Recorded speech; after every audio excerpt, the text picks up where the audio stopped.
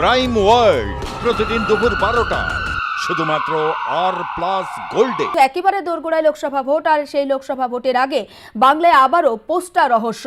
বাংলায় বিকল্প রাজনীতির খোঁজ। কলকাতা, কোচবিহার, মালদার পর এবার জলপাইগুড়ি, নদিয়াতেও বিকল্প রাজনীতির খোঁজে পড়ল পোস্টার। কে বা কারা এই পোস্টারের পিছনে, কারা খুঁজছে বিকল্প রাজনীতি, উঠছে প্রশ্ন।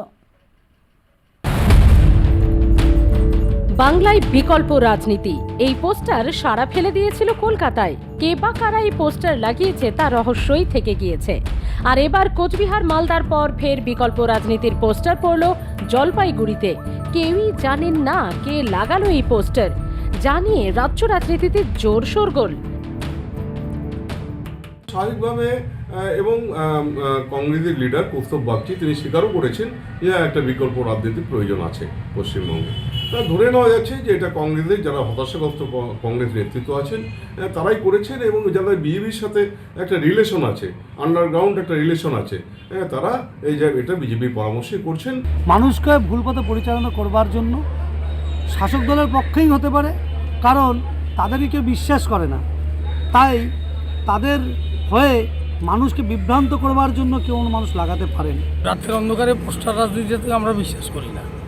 আমরা জাতীয় কংগ্রেস দল, আমরা মনে করি জাতীয় কংগ্রেস যেভাবে মানুষের পাশে থাকে, মানুষও দুহাত ভরে তাকে আশীর্বাদ করে। জলপাইগুড়ির পাশাপাশি নদিয়ার রানাঘাটেও বিকল্প রাজনীতির পোস্টার দেখা গেল। রানাঘাট জুড়ে এই পোস্টার দেখা গেল দেওয়ালে দেওয়ালে। রাজনীতিতে যাদের স্থান নেই তারাই বিকল্প রাজনীতির কথা বলছে, কিন্তু আমাদের রাজ্যে আমাদের দলনেত্রী মমতা বন্দ্যোপাধ্যায়, রাজ্যের মাননীয় মুখ্যমন্ত্রী, এবং অভিষেক বন্দ্যোপাধ্যায় দলের সেনাপতি, তাদের নেতৃত্বে বাংলা খুব ভালোভাবে এগিয়ে যাচ্ছে। এদের বিকল্প বাংলায় কেউ হতে পারে না। তো বাস্তব যে বাংলার বিকল্প দরকার। যে দুর্নীতিবাজ একটা সরকার চলছে, এই সরকারটাকে উৎখাত করার ক্ষেত্রে নিশ্চিতভাবে একটা রাজনৈতিক দলের দরকার, এবং সেই রাজনৈতিক দলটা অবশ্যই ভারতীয় জনতা পার্টি। আমাদের নেতার ডাককে সাড়া দিয়ে এই পোস্টার পড়ে, তাহলে আমরা তাদেরকে স্বাগত জানাচ্ছি।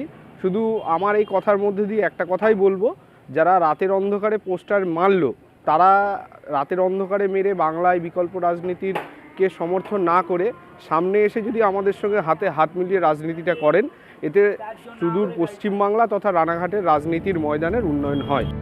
কয়েক মাস পরই লোকসভা নির্বাচন, তার আগে এই পোস্টার ঘিরে বঙ্গ রাজনীতিতে তৈরি হয়েছে নতুন জল্পনা।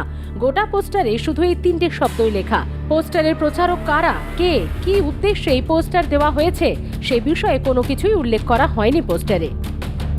রাজ্যের কোনো বিরোধী দল নাম না নিয়ে এই ধরনের পোস্টার দিচ্ছে, নাকি নতুন কোনো রাজনৈতিক দলের প্রস্তুতি শুরু, তা নিয়ে গুঞ্জন ক্রমেই দানা বেঁধেছে।